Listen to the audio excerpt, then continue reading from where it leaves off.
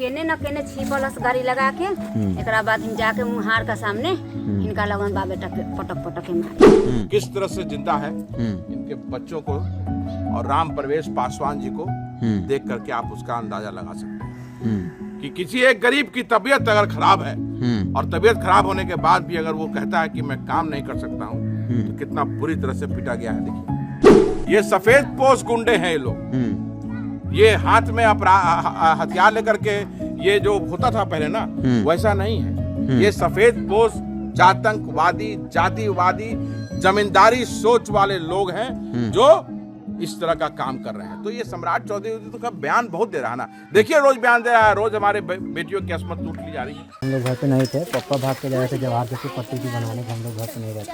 उसका पीछे से जाके वो लोग यहीं पे था, तब तक मार के यहीं पे था। तो पापा भाग के गए तो पीछे से बाइक से धक्का मार के वहाँ पे मारा। वो तो सीसीटीवी में जो आया है, वहाँ सीसीटीवी लगा हुआ है, सीसीटीवी में आया है। तो भैया अभी जो दो मेरा पट्टीदार उसी के पास काम करते हैं, उन्हीं से अभी वीडियो बनवा रहे हैं, उल्टा सुल्टा बयान दे रहे हैं कि सारा राम प्रवेश का ही गलती है, राम प्रवेश ही पहले मारा है वहाँ पे। और जो मेरे दो चाचा है ना, उन्हीं के पास अभी काम धंधा करते हैं, उन्हीं के पास अभी गोबर फेंकते हैं। मतलब कि हर एक काम अभी वहीं पे करते हैं। हाँ, हम लोग छोड़ दिए हैं ना, इसीलिए हम लोग के साथ दबाव डालते हैं कि मेरे खेत में क्यों नहीं काम करता है। जब मेरे दादाजी का वहाँ ज़मीन है तो हम लोग वहाँ घर ना बनाए, तो इसलिए वो मड़ाई बनाए तो बोलो काम करना पड़ेगा। और दुसात चमार कह के ज़्यादा मतलब शोषण करते हैं और मारते हैं। बोलते तू दुसात चमार होगी तो तुम्हारा इतना मतलब कि घमंड हो गया, इतना ज़्यादा अमीर हो गया। उनका दो लड़का है, एक रौनक कुमार, पुष्पित पल्लव, उनका बड़ा लड़का, वही सब मिल के मारा। पहले दोनों बाप बेटा यहाँ पे मारा, फिर बड़ा वाला लड़का तो यहीं में मारा। जब पापा जी जान बचा के जब भाग रहे थे, जैसे मेरा दो पट्टीदार है ना, वो लोग कुछ भी छुड़ाया भी नहीं कि काहे मार रहे हैं ना मार रहे हैं, तो वो लोग चाहते हैं कि ये मार खाए। जैसे कि जब पापा जी जान बचा के जब अपना भाग रहे थे, जब वहाँ तक भी डॉक्टर रहते हैं, वहाँ पे इलाज पट्टी बनवाने के लिए, तो कहा कि हम कि उसका लड़का बड़ा वाला पीछे से बाइक से किया, धक्का मार दिया। वो वीडियो में आती है, धक्का मार के जब पापा जी वहाँ से फेंका गए तो अपना बाइक से फिर लाते उनके मारने। वो तो सीसीटीवी हम लोग देखे हैं। फिर आंगन से उसकी मम्मी और सर्वेश सिंह की पत्नी, जो सर्वेश सिंह मेन मालिक बनते हैं, जो वो कहते हैं वही वो कारी सिंह सब करते हैं। तो सर्वेश सिंह सब कह के तब करवाए हैं। और ये सब होने के बाद जब मेरे पिताजी को इतना मार लगने के बाद जब गांव वाला सब उठाए को यहाँ पे ले आया, फिर डरे सब गांव वाला यहाँ रख के फिर चला भी गया।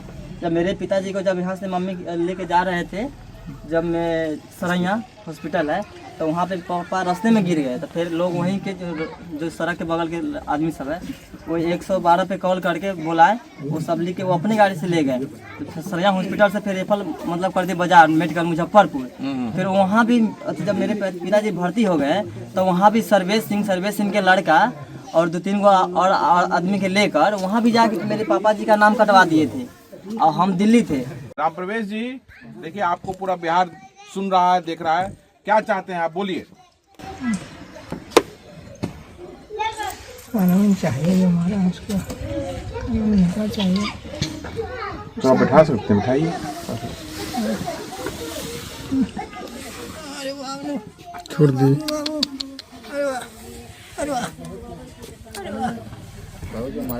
हाँ बोलिए, क्या चाहते हैं आप, बोलिए।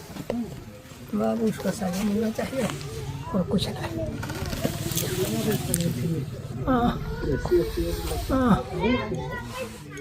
तो अब सब लोग देख ही रहा है, पूरा बिहार देख रहा है कि क्या इनके साथ कैसे।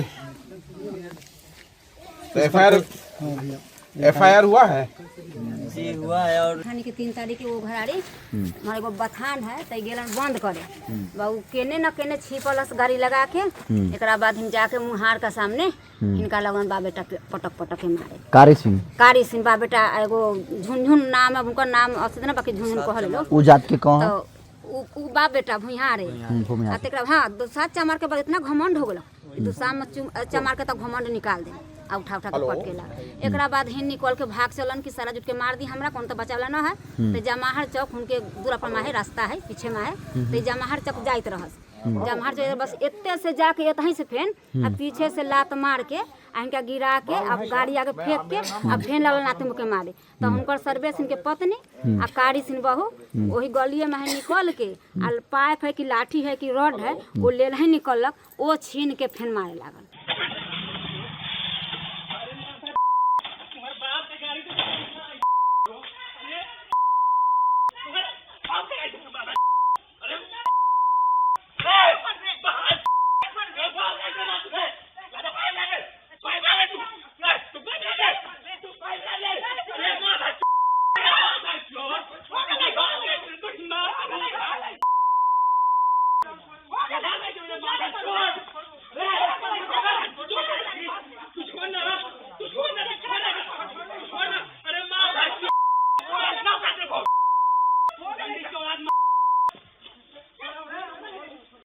कि स्तब्ध हूँ निशब्द हूँ, इसलिए कि फिर एक हमारे भाई को बुरी तरह से निर्ममता से मारा पीटा गया और प्रशासन की तरफ से फिर एक बार कोई मजबूत कार्रवाई देखने को नहीं मिल रही है।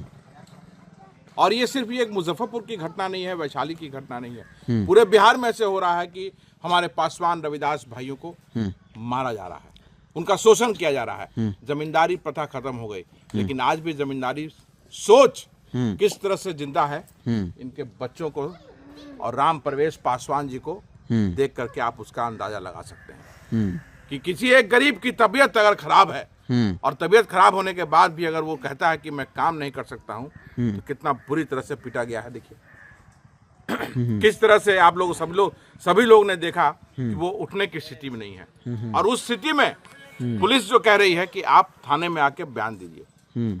तो ये है बिहार का प्रशासन, और बिहार के प्रशासन के नाक के तले जातिवादी लोग, जातंकवादी लोग लगातार शोषण अत्याचार कर रहे हैं। उसी का नतीजा है कि आज फिर हमारे एक पासवान भाई को इतनी बुरी तरह से पीटा गया। हम ये सुनिश्चित करेंगे कि इनको न्याय मिले, इनके बच्चे जो बाहर पलायन करके काम कर रहे हैं, ये सुनिश्चित करेंगे कि इनकी आत्मसम्मान की रक्षा हो, और जिसके लिए लड़ने के लिए आए हैं उस लड़ाई में इनकी जीत हो, ये हम सुनिश्चित करेंगे। पहले जमींदारी होती थी, गुलामी होती थी, लेकिन आज के दौर में भी इस तरीके से भूमिहार समाज के लोग चाहते हैं कि दलित पासवान गुलामी करें। ये सिर्फ इसलिए है, ये सिर्फ ऐसा इसलिए है क्योंकि हमारा समाज संगठित नहीं है, एकत्रित नहीं है।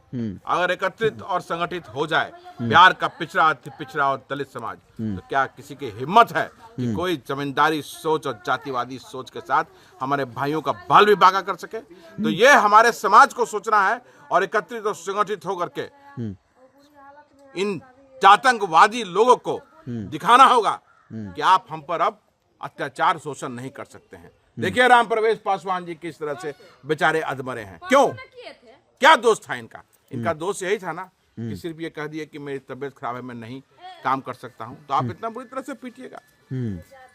किस अधिकार ने आपको, किसने अधिकार दिया है कि इतना बुरी तरह से पीटिएगा? तो ये हम सुनिश्चित करेंगे कि पुलिसिया कार्रवाई जो अभी तक ढंग से नहीं हो रही है वो हो। मैं एसडीपीओ साहिबा से बात करूंगा, नहीं होगा तो एसएसपी साहब, मुजफ्फरपुर एसएसपी से बात करूंगा, लेकिन कार्रवाई निश्चित तौर पे इनके बच्चों को, इनके परिवार को दिखेगा और न्याय इनको मिलेगा। सम्राट चौधरी दम भर रहे हैं कि बिहार में गुंडों माफियाओं का राज खत्म हो चुका है। तो देखिए कौन है ये मारने वाला, कौन है ये? सफेद पोश गुंडे हैं ये लोग।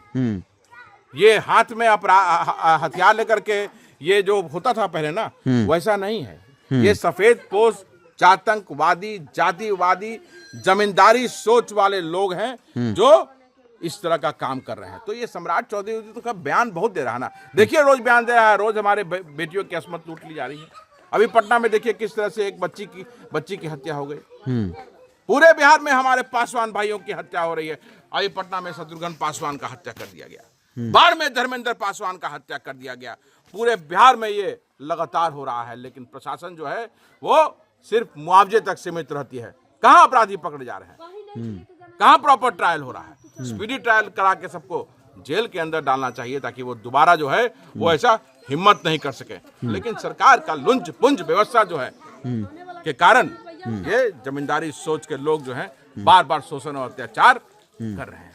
यहाँ के पीड़ित परिवार डरा हुआ है और इनके खिलाफ, इनके समर्थन में कोई दलित समर्थन कर दे रहा है तो डर है कि वो लोग पर हमला कर देंगे, क्योंकि भूमिहारों के ही जमीन से लोग को आना जाना है। भाई तो स्वाभाविक है ना, डर होगा, क्यों नहीं होगा? चारों तरफ से भूमिहार से घिरा हुआ है लोग यहाँ पे, और वही लोग हैं जो मार पीट रहे हैं, तो डरेगा नहीं बेचारा ये लोग? कोई हथियार का लाइसेंस लेने के लिए जाएगा तो पुलिस भगा देगा, बोलेगा तुमको क्या जरूरत है, लेकिन उनको देखिए उनके पास जाएगा तो उनको तुरंत देगा लाइसेंस। वो लोग जाएंगे लाइसेंस के लिए तो तुरंत जाएगा, ये लोग जाएगा तो बेलगा देगा, मार के भगा देगा। ये कोई तरीका है? आप क्यों, अगर हथियार का लाइसेंस दीजिए, नहीं दीजिए तो सुरक्षा कीजिए। तो सुरक्षा कहाँ है? स्वाभाविक है कि लोग डरेंगे। अब यहाँ पे 100 आदमी आगे घेर के मार देगा तो क्या करेगा लोग? क्या कर सकता है? कुछ नहीं कर सकता है लोग। और हो रहा है ऐसा, जहां भी अकेला देख रहा है लोग झुंड बना करके लोगों को मारा पीटा जा रहा है। तो ये बंद होना चाहिए। तो क्या लगता है कि ये सरैया भी आज़ाद नहीं हुआ क्या सर? पूरा बिहार आजाद नहीं है, दलित समाज आजाद नहीं है। मैं यही कहूंगा कि आज भी दलित समाज जंजीरों में जकड़ा हुआ है और उसी का नतीजा है कि शोषण अत्याचार आज भी हो रहा है। कहाँ अगर आजादी मिला होता तो आज ये नहीं होता, नहीं होता ना। आप मुझे बताइए, आप तो पूरा बिहार घूमते हैं, कहाँ नहीं हो रहा है? कि वैशाली में नहीं हो रहा है, कि गया में नहीं हो रहा है, कि दरभंगा में नहीं हो रहा है, कि मधुबनी में नहीं हो रहा है, कि पूर्णिया में नहीं हो रहा है? कहाँ नहीं हो रहा है? 4 साल की बच्ची का बलात्कार कर दिया जाता है पूर्णिया में, उसको मार दिया जाता है। क्या है ये? क्या है ये? बिहार में क्या हो रहा है? हाँ, आप अपनी पीठ खूब थपथपा रहे हैं, सरकार खुद थपथपा रही है, तो थपथपाने दीजिए। हमें अपनी सुरक्षा खुद करनी होगी। मैं आपके माध्यम से पूरे बिहार के दलित समाज को कहना चाहूंगा कि अपनी रक्षा सुरक्षा के लिए संगठित हो, एकत्रित हो और खुद करो, क्योंकि पुलिस प्रशासन लुंज पुंज है और वो उससे बहुत उम्मीद मत रखिए। पीड़ित परिवार कह रहा है कि चुनाव में चिराग पासवान के लोग आए थे, लेकिन हमारे ऊपर जुल्म जाति अत्याचार हुआ था, उनको दिखे भी नहीं। ये तो आप भी चिराग पासवान से यही लोग पूछेंगे कि कहाँ है चिराग पासवान। जवाब देना चाहिए ना, चिराग पासवान को जवाब देना चाहिए कि कहाँ है चिराग पासवान। क्यों नहीं आज एक पासवान को बुरी तरह से मार करके अधमरा कर दिया गया, तो कहाँ है दलितों के तथाकथित नेता? तो जब अनुकंपा पे जब सब चीज मिल जाता है तो उसका वो महत्व नहीं होता है। तो वोट दे ही रहा है लोग, पासवान वोट दे ही रहा है, तो काहे ले आएंगे? क्या जरूरत है आने का? पासवान वोट दे ही रहा है, बुलडोजर से घर गिरी रहा है, फिर भी पासवान चिराग कर रहा है, तो क्यों आएंगे चिराग पासवान? जरूरत क्या है? जरूरत क्या है फिर? तब बोलिए, मैं अगर गलत बोल रहा हूं तो बताइए कि वोट तो घुमा फिरा के उन्हीं को देना है, पासवान समाज को। तो ये समाज समझे मैं लड़ाई लड़ रहा हूं, कोई आए नहीं आए, आपका बेटा आदित्य पासवान जरूर आएगा और न्याय दिलाएगा इस परिवार को।